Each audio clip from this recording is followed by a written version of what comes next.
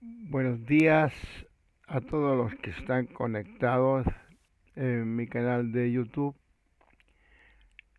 y a todos los que están viendo o verán más adelante, que lo dejaré grabado, esta charla. Hoy voy a hablar de Ana de Jesús, a quien llamaban también capitana de las prioras. Pero antes de comenzar, no quiero dejar pasar mi gratitud a amigos, frailes, monjas, religiosos y religiosas y seglares que me escribieron después de la charla de Ana de San Bartolomé. Bueno, hoy hablaré de Ana de Jesús, monja carmelita contemporánea y compañera de algunas aventuras de Ana de San Bartolomé. Y Ana de Jesús, como dije en principio, se le ha llamado también la capitana de las prioras. En mi charla anterior relaté sobre la vida de la monja carmelita Ana de San Bartolomé, que es beata Ana de San Bartolomé, como heredera espiritual de la Santa Madre Teresa de Jesús. Pero ella no es la única. También lo es Ana de Jesús, de quien hablaré ahora. Mi intención es, en palabras de Santa Teresa de Jesús, engolosinar muchas almas para que conozcan, se entusiasmen y conozcan otras religiosas, otras monjas, y que fue de ella, de estas compañeras muy fieles y discípulas de la Santa Madre, y que hicieron después de la muerte de la Santa en Alba de Tormes. Ana de Jesús fue beatificada el 29 de septiembre del año 2024 por el Papa Francisco en Bruselas, Bélgica. Su nombre de nacimiento es Ana de Lovera Torres, nacida el 25 de noviembre del año 1545 en la ciudad de Medina del Campo, esto es Valladolid, España, y fallecida en marzo del año 1621, es decir, a la edad de 75 años en Bruselas, Bélgica. Sus padres fueron Diego de Lovera y Francisca Torre. Sabemos que a los 2 años perdía al padre y luego, un poco más tarde, a los 7 años, perdía a su madre. Es decir, quedó huérfana muy pequeñita, muy pequeñita. Y ella tenía un hermano mayor llamado Cristóbal, que después se hizo jesuita. Y bueno, después de quedar huérfanos, quedaron al cuidado de la abuela materna. En su biografía se hace saber que siendo niña era sorda y muda. No obstante, a medida que fue creciendo, siendo pequeña, comenzó a hablar. También se dice que siendo niña era muy aguda y también muy bonita, hermosa. Y cuando era adolescente era admirada por los jóvenes y que tuvo muchos jóvenes pretendientes. Ya en el año 1560, contando Ana de Jesús la edad de 15 años, decide junto a su hermano Cristóbal irse a vivir a Plasencia con su abuela paterna. y allí vivió 10 años. Estando Ana tutelada por la abuela, a la edad de 10 años habría hecho votos de castidad, pero en secreto, y en contra de los pensamientos de sus abuelas. La última intentó orientarla al matrimonio. La pretendida joven habría dejado, según se dice, muchos corazones rotos, desconcertados y sin esperanza cuando una mañana de agosto del año 1570 se corrió la voz de que ido se había ido a ser monja la noche anterior. Sobre su etapa religiosa, Ana de Jesús fue una religiosa carmelita descalza. A los 18 años se puso bajo la dirección espiritual de un padre jesuita, Pedro Rodríguez, que en 1569, estando destinado en Toledo, allí en Toledo, conoció al padre Pablo Hernández, que también era jesuita, y ese padre le habló y le presentó a Santa Teresa, que en ese minuto estaba en Toledo. Un año más tarde, el padre Pedro le escribe a Ana de Jesús una carta a Plasencia, hablándole de la Santa Madre Santa Teresa y pidiéndole que le haga saber si quiere entrar en las Carmelitas, respondiéndole ella que sí, y que le pregunte a la Madre Teresa y le haga saber dónde puede tratar con ella. Lamentablemente por esos días ella estaba enferma, Ana de Jesús. No obstante, Teresa le recomienda que se cure de su enfermedad y le recomienda además ingresar en Ávila por ser ella allí su priora. El 31 de julio del año 1570, Ana se traslada a la ciudad de Ávila, donde ingresa y toma el hábito de novicia el 1 de agosto, siendo recibida en ese minuto por la Madre María de San Jerónimo, en ausencia de la Madre Teresa, que por esos días estaba en Toledo. Y no fue hasta mediados de agosto cuando vuelve a Ávila y ahí recién se conoce. En noviembre del año 1570 la envía a la nueva fundación de Salamanca. El 22 de octubre del año siguiente, 1571, toma el hábito y profesión.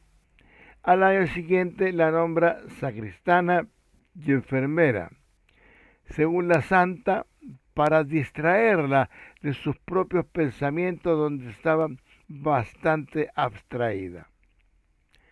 Y permanecerá en Salamanca hasta enero del año 1575.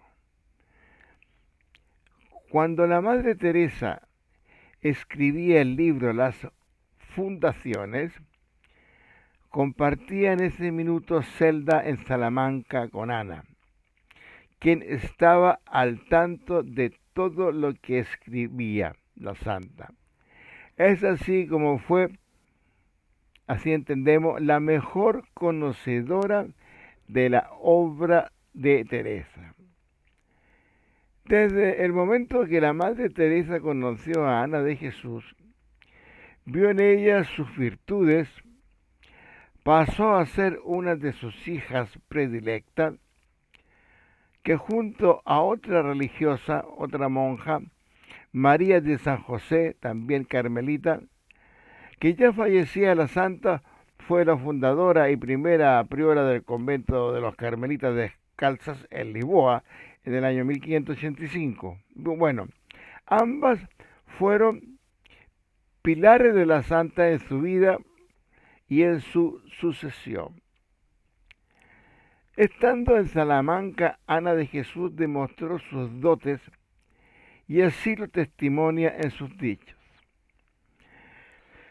Las relaciones privilegiadas que mantenía hacia ella tenía una nota especial hasta tal punto que cuando se le ofrece a la Madre Teresa la fundación de Beas de Segura, esto es una localidad y un municipio español situado en la parte occidental de la comarca Sierra de Segura, que es de la provincia de Jaén, en Andalucía, España.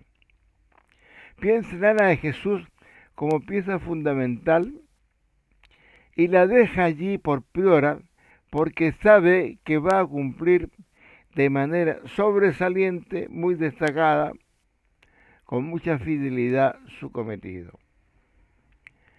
Tampoco se olvida de la monja carmelita María de San José, que hablé recién. Las tres coinciden en Beas durante 3 meses.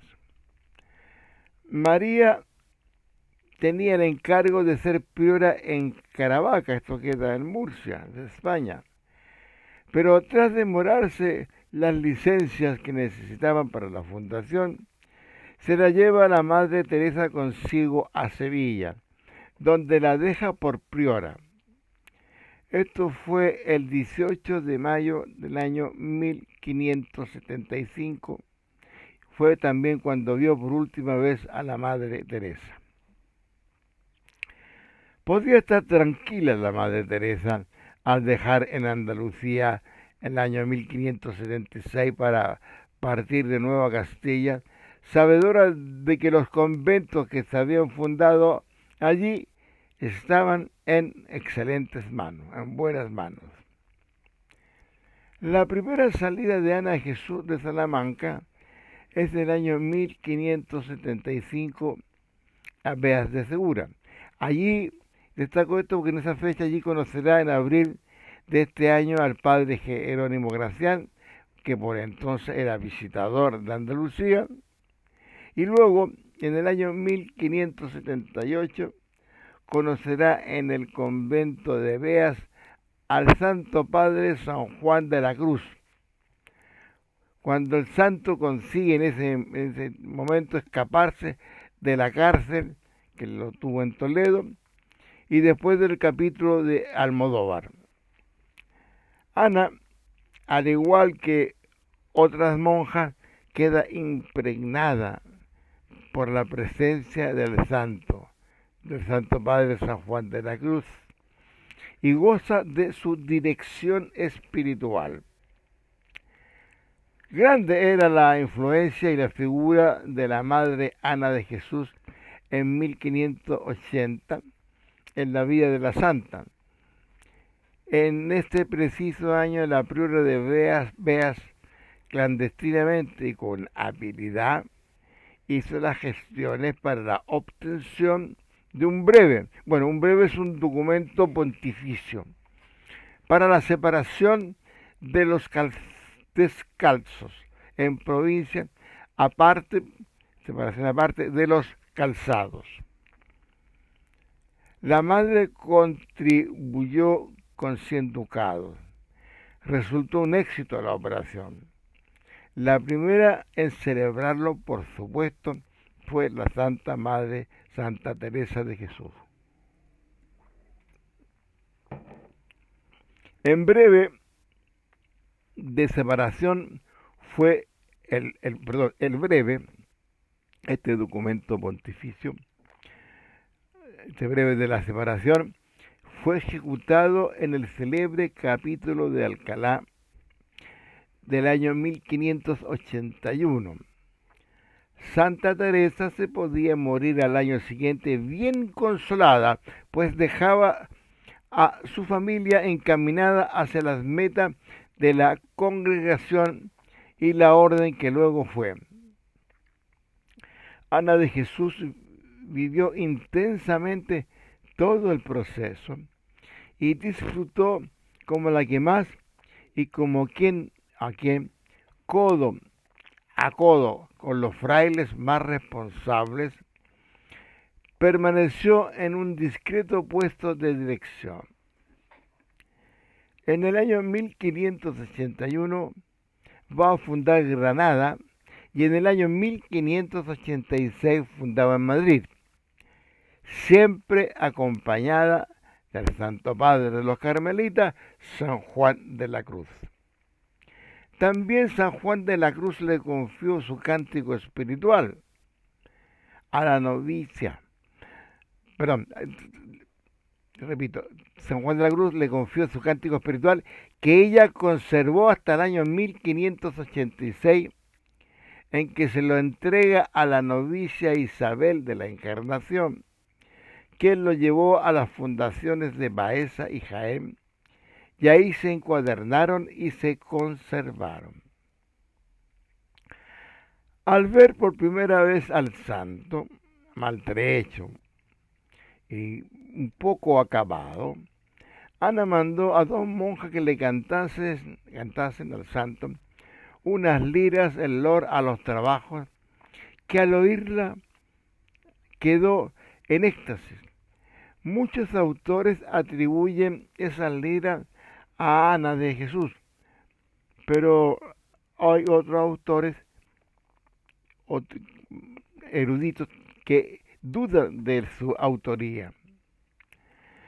Bien, en enero del año 1582, por parte del padre Gracián y San Juan, Ana de Jesús parte para otra nueva fundación, esta vez en Granada, acompañada de San Juan de la Cruz y 6 monjas, donde se funda el convento el 21 de enero. También interviene en la fundación de Málaga, ayudando a agilizar los trámites de la fundación. En julio del año 1586, otra nueva fundación se abre camino, la de Madrid, una espina que tenía clavada la Madre Teresa, de fundar allí y no conseguirlo. Y es Ana de Jesús cuando el 17 de septiembre canta la misa Monseñor Nerone y se dirige el convento bajo la advocación de Santa Ana. Allí en Madrid conoce a la hija de Felipe II, doña Isabel Clara Eugenia, con la que inicia una excelente y buena amistad. Luego regresa en el año 1586 a Salamanca para ser priora. Sucedió que se había programado en aquel tiempo fundar en Francia, y la encargada de fundar en Francia era María de San José, que de Sevilla había pasado a un convento en Lisboa para ser priora. Pero en extrañas circunstancias murió a los pocos días, y entonces la monja elegida en su reemplazo fue Ana de San Bartolomé, que ya he hablado de ella, monja de velo blanco, que fue confidente, secretaria, enfermera y muy buena amiga de la santa en sus últimos años. Y a su cuidado también estuvo desde que se rompió el brazo la santa en Sevilla. La acompañaron otras 5 monjas. No obstante, se presentaron algunas diferencias en aquel tiempo a nivel de gobierno de los carmelitas, que no voy a entrar por ahora en detalle, que luego de distintas posturas, Ana de San Bartolomé recomendó que tomara las riendas Ana de Jesús como capitana, por tener más experiencia en conventos que ella. Y así fue que llegan a París el 15 de octubre del año 1604 y el 18 de octubre queda fundado el nuevo convento con advocación a la Encarnación, quedando por priora Ana de Jesús. Al año siguiente, El 14 de enero se funda otro en Pontoise, bueno, pues las dos pronunciaciones las he escuchado yo, quedando de priora Ana de San Bartolomé, y un tercero en Dijon, el 21 de septiembre, donde el 4 de octubre Ana enfermó allí de peste y se sanó con el velo de la santa. Doña Isabel Clara Eugenia, la hija de Felipe II y de Isabel de Valois, que Ana conoció cuando hizo la fundación de Madrid y que se encontraba en ese momento en Flandes como gobernadora de los Países Bajos, le pide a Ana que haga una nueva fundación allí, la cual queda hecha un 25 de enero del año 1607. Y en ese mismo año, el 7 de noviembre, la madre Ana funda otro convento en Lovaina. Sigue el 7 de febrero del año 1608 otra fundación en Mons. El padre Gracián, que estaba en Bélgica por ese tiempo, queda como su director espiritual. Ana de Jesús fue la que, años después de muerta Teresa, recopiló toda su obra. Sabemos que en el año 1587 en Madrid conoció a Fray Luis de León, a quien le entregó los escritos para su posterior publicación con el título de los libros de la Madre Teresa de Jesús, fundadora de los monasterios de monjas y frailes de carmelitas descalzos de la primera regla. Esto es en Salamanca del año 1588. Cuando partió a Europa el padre Jerónimo Gracián, también la animó a escribir a Ana de Jesús, y así redactó su viaje a París, como años antes le pidiera el mismo padre Gracián escribir relación de la fundación de Granada.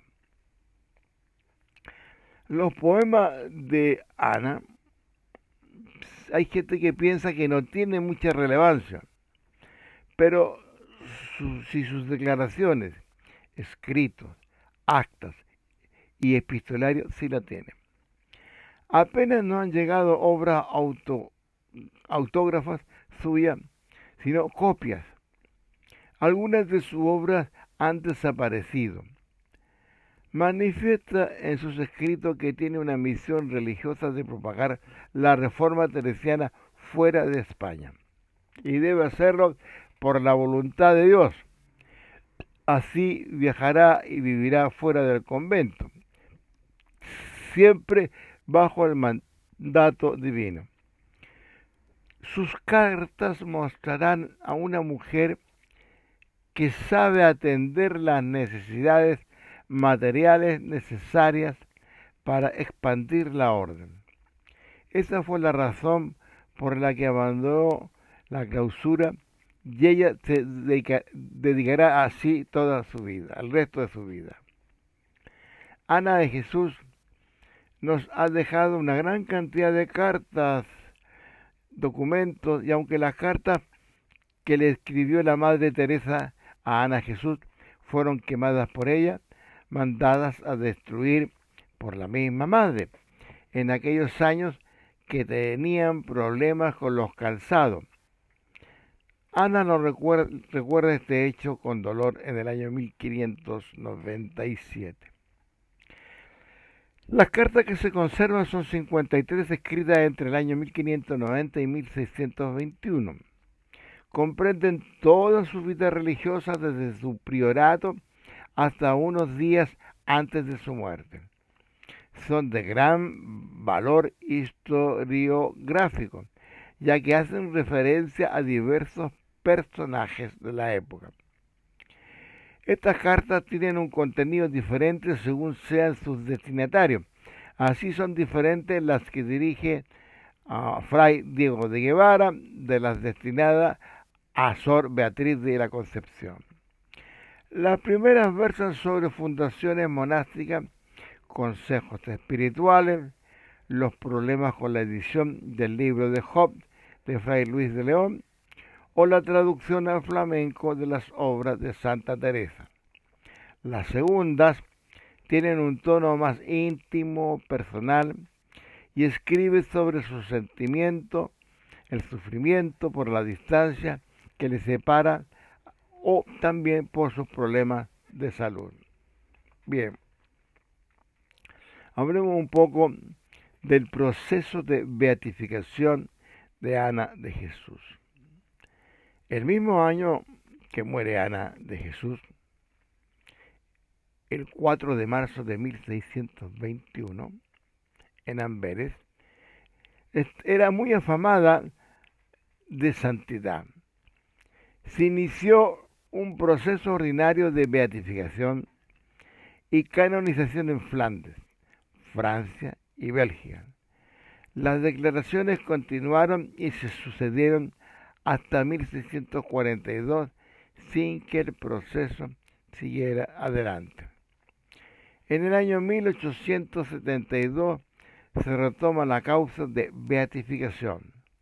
Para ello, el padre Bertolo Ignacio, carmelita belga y definidor general, edita una buena guía de documentos procesales de la Madre Ana de Jesús.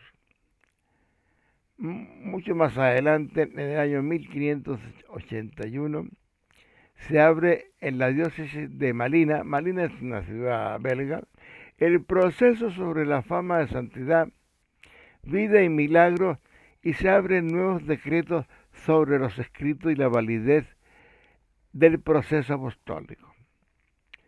Más adelante, en el año 1895, en Malina, se abre otro proceso sobre las virtudes y milagros. En el año 1904 hubo otro decreto sobre la validez del proceso apostólico, sin llegar lamentablemente a declarar las virtudes heroicas. Pero el 14, avancemos más, el 14 de diciembre del año 2023, el Papa Francisco firmó el decreto en la que se aprueba la beatificación de la venerable Madre Ana de Jesús, y el 29 de septiembre del año 2024 fue beatificada por el mismo Papa Francisco en Bruselas.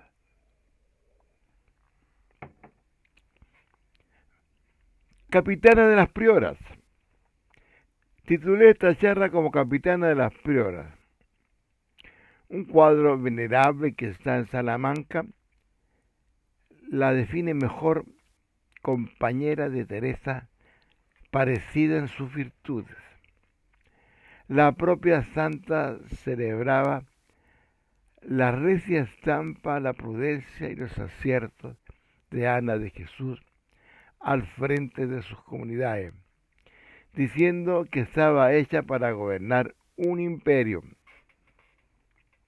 Un tal Fray Ángel Manrique, el mejor biógrafo de la venerable, escribe: era su animazo, no había cosa imposible. La llama también caudillo de todas las monjas, aludiendo quizás a este título que la hacía famosa como capitana de las prioras, con la que el provincial Calzado de Castilla la halagaba tratando de ganársela para que entrase en su juego de reabsorber a los descalzos. Bendito sea Dios. Bien, hasta aquí voy a dejar esta pequeña charla sobre Ana de Jesús, una gran monja muy querida también por la Santa Madre Teresa de Jesús. Y yo había dicho en una charla anterior que la carmelita Ana de San Bartolomé era heredera espiritual de la Santa Madre Teresa de Jesús. Pero también he dicho que ella no es la única. También es heredera espiritual Ana de Jesús. Bueno, muchas gracias por, por permitirme esta charla para ir conociendo a estas santas mujeres. Le agradezco a los que están conectados, le agradezco a los que verán esta grabación en un video más adelante, lo pueden compartir. Pueden enviarme comentarios, yo los leo y los acepto con mucho cariño, así como lo he recibido de otras charlas en cual tengo toda mi gratitud a mis amigos frailes, monjas, seglares que me escribieron después de la charla anterior. Gloria al Padre y al Hijo y al Espíritu Santo, como era en un principio, ahora y siempre, por los siglos de los siglos. Amén.